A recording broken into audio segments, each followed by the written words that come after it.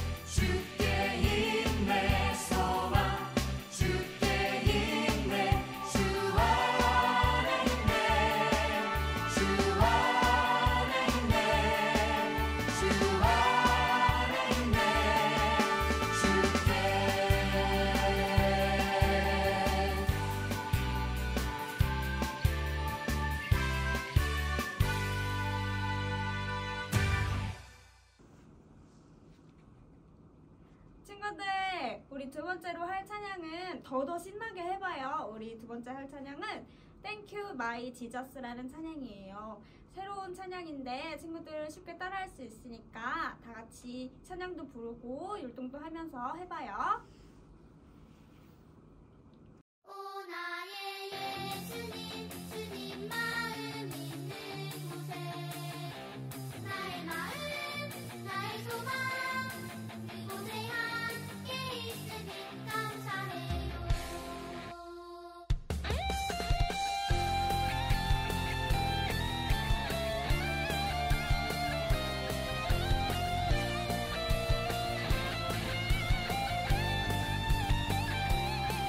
주님, 나는 연약하고 부족해도 주님의 꿈을 이루고 싶어요. 주님, 나는 넘어지고 쓰러져도 주님의 꿈을 함께하고 싶어요. 연약한 내 영혼 사용하셔서 주님 계획 나타내기를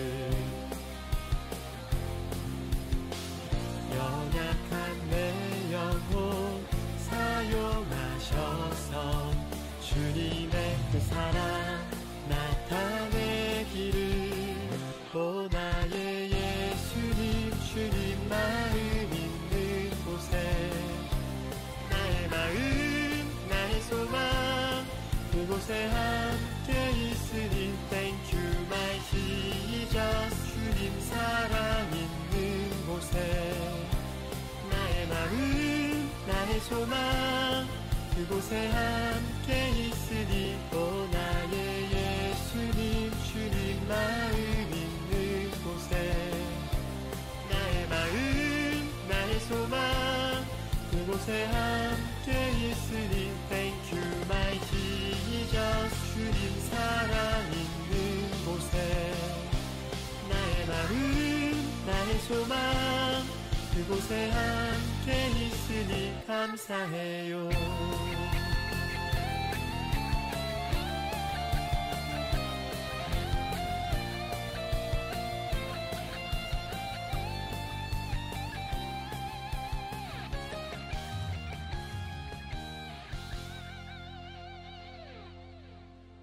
우리 마지막 기도 찬양은 지금 이 시간이라는 찬양 해볼게요.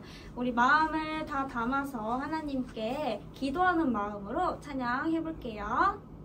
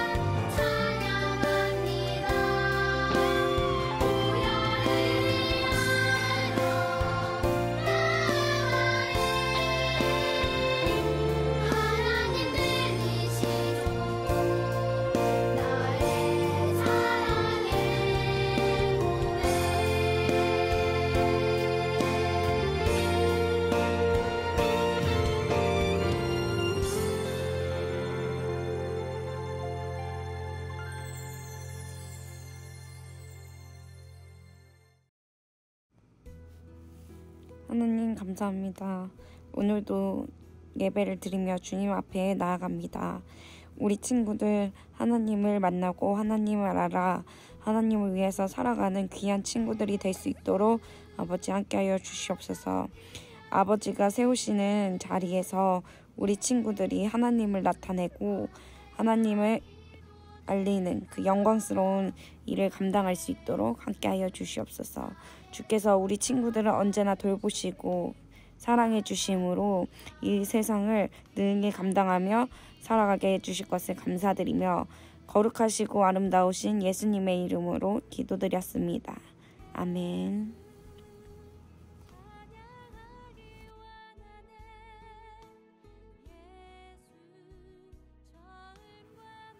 그러면 우리가 무슨 말을 더 하겠습니까? 은혜를 더하게 하려고 계속 죄를 지어야 하겠습니까?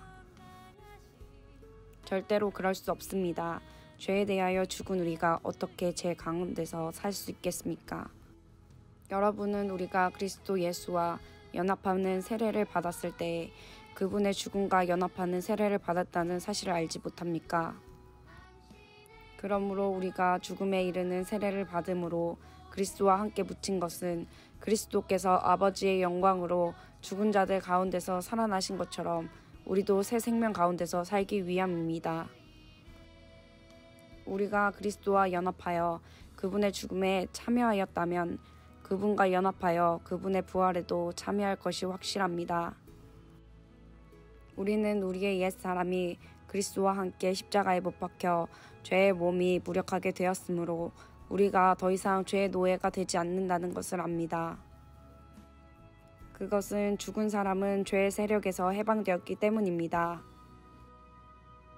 우리가 그리스도와 함께 죽었다면 또한 그리스도와 함께 살아날 것도 믿습니다.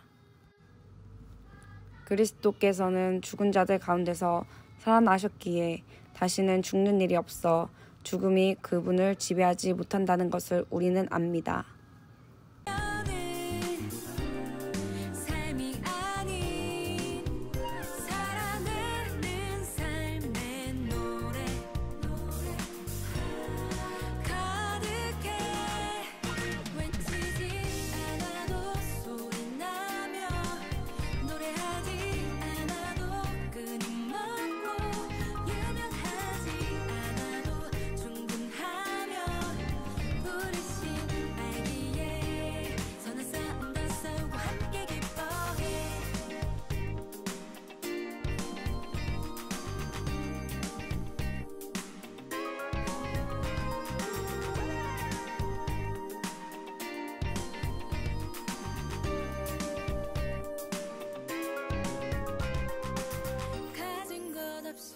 언제든지 주를 위해 살아가리. 친구들 안녕하세요. 오랜만에 전도사님과 함께 말씀을 들어보도록 하겠습니다. 우리 친구들 지금까지 우리 친구들이 가진 습관들 중에 건강에 해롭거나 일상에 방해가 돼서 꼭 고치고 싶은 습관 같은 거 있나요? 예를 들어서 욕을 하는 습관이나 짜증내는 습관, 아니면 지각하는 습관, 또는 밥을 먹고 바로 눕는 습관, 이런 나쁜 습관들이 있죠.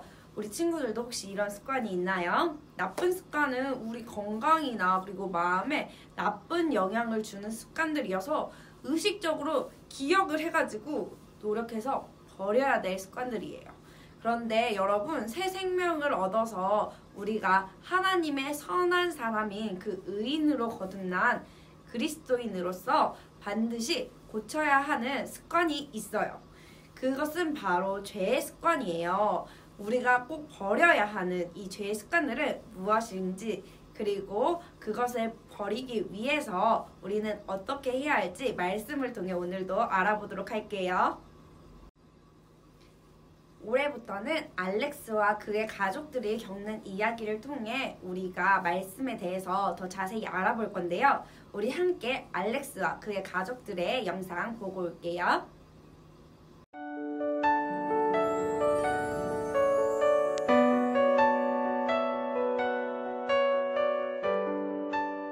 몇 년 전까지만 해도 알렉스는 로마의 군대를 이끄는 장군이 되기를 꿈꾸는 평범한 소년이었습니다. 알렉스는 아버지 에담과 어머니 그리고 여동생과 함께 라에덴이라는 아름다운 도시에서 화목하게 살고 있었습니다. 어리지만 지혜롭고 슬기로운 알렉스의 모습을 본 사람들은 알렉스가 로마의 군대를 이끄는 멋진 군대 장군이 되기를 기대했습니다. 그러나 지금 알렉스의 가족은 노예 시장을 떠도는 중입니다. 사람 좋아하고 착하기만 한 그의 아버지 에담이 친구의 꾀임에 빠져서 전 재산을 탕진하고 난 뒤 온 가족이 노예로 팔리게 되었던 것입니다. 노예는 사람이 아니라 물건처럼 사고 팔리는 존재였기에 어쩌면 죽을 때까지 알렉스는 노예 시장을 전전해야 할지도 모릅니다. 더군다나 이전의 주인처럼 재력가가 아니면 알렉스의 가족은 각각의 주인을 만나서 뿔뿔이 흩어져야 하는 상황에 놓이게 된 것입니다. 벌써 며칠째 노예 장사에 끌려다니는 알렉스의 가족은 비참 그 자체였습니다. 그때 알렉스의 가족은 노예상으로부터 새 주인에 관한 놀라운 이야기를 듣게 되었습니다. 그분은 놀랍게도 노예 상인에게 거액을 제시하며 반드시 알렉스의 가족 전부를 사겠다고 했다는 것입니다. 알렉스 가족의 새 주인이 되기로 한 사람은 알렉스의 가족이 노예로 팔리기 전부터 라에덴에서 함께 지내던 안토니오 할아버지였습니다.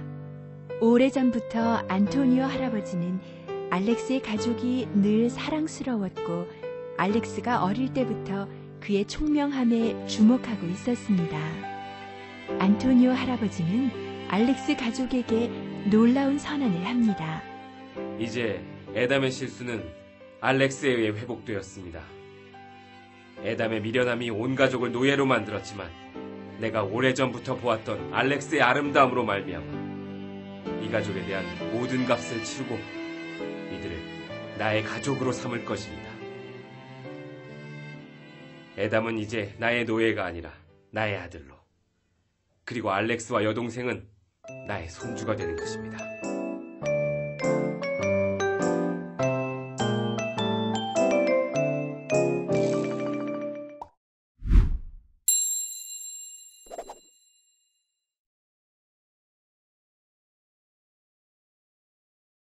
우리 친구들 잘 보셨어요? 알렉스의 문제가 뭐였죠? 맞아요. 알렉스는 변화된 신분에 어울리는 행동을 해야 된다는 사실을 잊고 있었어요. 안토니오 할아버지로 인해서 알렉스는 자유인이 되었음에도 생각과 마음 그리고 행동이 여전히 노예 시절과 같았어요.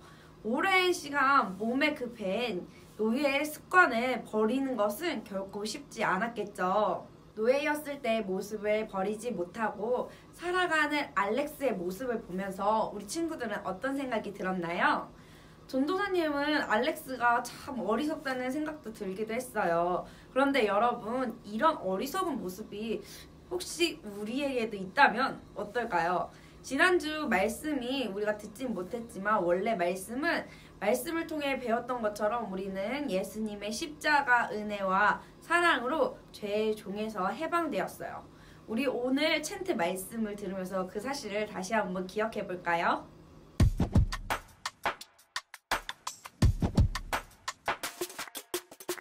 한 사람이 순종하지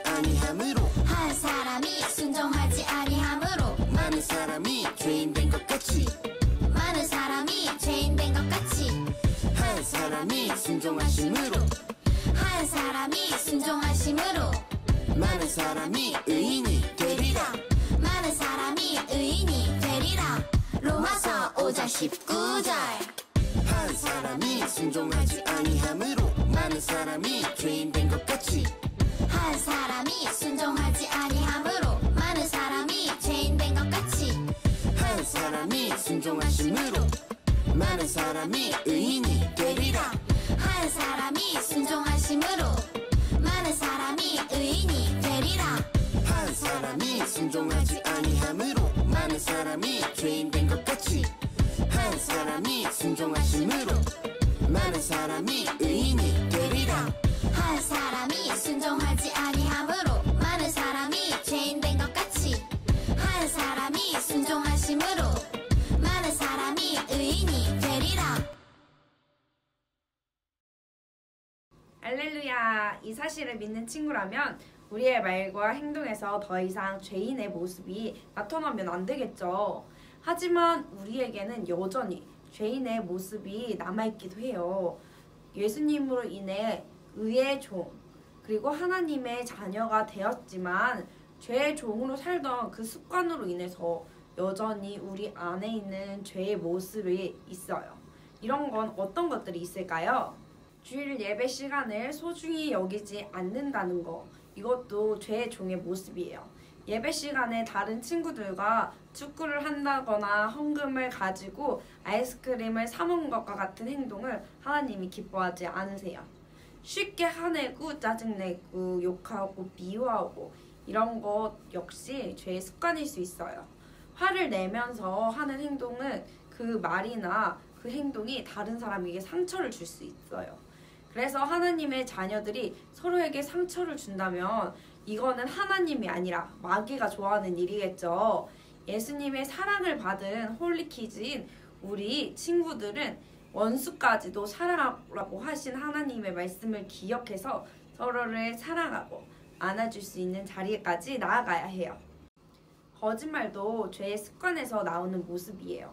만약 자신의 꽃병을 깨뜨렸음에도 자신이 깨뜨린 것이 아니라고 거짓말할 수도 있어요. 자기의 실수나 잘못한 일 역시도 거짓말로 위기를 모면할 수 있겠죠. 그런데 그 자신의 거짓말로 인해서 다른 친구가 곤란에 빠질 수도 있다는 사실 꼭 기억해 주세요. 성경에는 마귀가 거짓의 아버지라고 기록되어 있어요. 거짓말은 하나님이 아니라 마귀가 좋아하는 거예요. 동생이나 자신보다 힘이 약한 친구를 괴롭히는 것도 죄의 모습이에요. 자기가 로봇을 갖고 싶다고 동생이나 친구의 것을 마음대로 빼앗는다면 빼앗긴 친구의 마음이 어떨까요? 성경에는 탐심, 그러니까 이 욕심은 하나님이 싫어하시는 우상 숭배와 같다고 기록하고 있어요. 자신의 힘을 자기 욕심을 채우는데 사용한다면 하나님의 마음은 정말 많이 아프실 거예요. 혹시 우리에게도 여전히 버리지 못한 이런 죄의 습관이 남아있나요? 그렇다면 이런 죄의 습관을 어떻게 버릴 수 있을까요? 두 가지를 꼭 기억했으면 좋겠어요. 우리 전도사님을 따라서 한번 큰 소리로 외쳐볼게요. 전도사님이 첫째와 둘째를 외치고 이야기할 건데 우리 친구들 첫째와 둘째 다음에 나오는 말만 따라해주세요. 첫째, 자신이 누구인지 항상 기억하기. 알렉스가 안토니오 할아버지의 도움으로 더 이상 노예가 아니라 그분의 손자가 된 것처럼 우리들도 예수님으로 인해 죄의 종에서 하나님의 자녀가 되었음을 늘 기억해야 해요. 그리고 둘째, 새로운 삶을 살기로 결단하고 실천하기. 죄의 습관을 버리기 위해서는 아무리 작은 죄라도 멀리 하겠노라고 결단하고 이를 행동으로 옮기는 실천이 필요해요. 마치 알렉스가 노예 때의 습관을 따르지 않고 안토니오 할아버지의 뜻에 따르고 배우기 위해 자신에게 주어진 새 방도 포기한 것처럼 할아버지 옆에서 그렇게 지내기로 한 것처럼 우리 그렇게 실천해야 해요. 고쳐야 하는 것을 알지만 잘 고쳐지지 않는 습관들처럼 죄 습관을 버리는 것은 정말 쉬운 일이 아니에요. 우리의 힘과 의지만으로 죄 습관을 벗어날 수가 없어요. 하나님의 말씀을 늘 가까이 하며 하나님께 힘과 용기를 구하는 기도가 꼭 필요해요. 이것쯤이야 하는 생각으로 허용하는 죄가 있어서는 안 돼요. 내가 하고 싶은 대로 하고 내가 가고 싶은 길을 가고 이렇게 된다면 그 길은 잘못된 길일 수밖에 없어요. 우리는 하나님의 자녀라는 그 신분이 있기 때문에 그 신분에 맞는 길로 가야 해요. 하나님의 자녀는 신분에 맞는 길을 가기 위해서는 반드시 하나님의 말씀을 따라가야 해요. 우리에게 허락하신 이번 한 주 동안 하나님의 말씀을 따라 죄 습관을 버리고 멋지고 당당한 하나님의 자녀로 살아가며 승리하는 우리 친구들이 되기를 예수님의 이름으로 축복합니다. 자, 그러면 우리 마지막으로 이렇게 외쳐보고 한번 맞춰볼까요? 나는 하나님의 말씀을 따라 사는 하나님의 자녀야. 시작! 나는 하나님의 말씀을 따르는 하나님의 자녀야. 아멘. 우리 기도함으로 말씀 마치도록 하겠습니다. 기도하겠습니다. 하나님 아버지 감사합니다. 주님의 그 선하심으로 우리를 인도해 주신 줄 믿습니다. 하나님, 우리가 주님을 만나러 이 예배 자리에 나와왔습니다.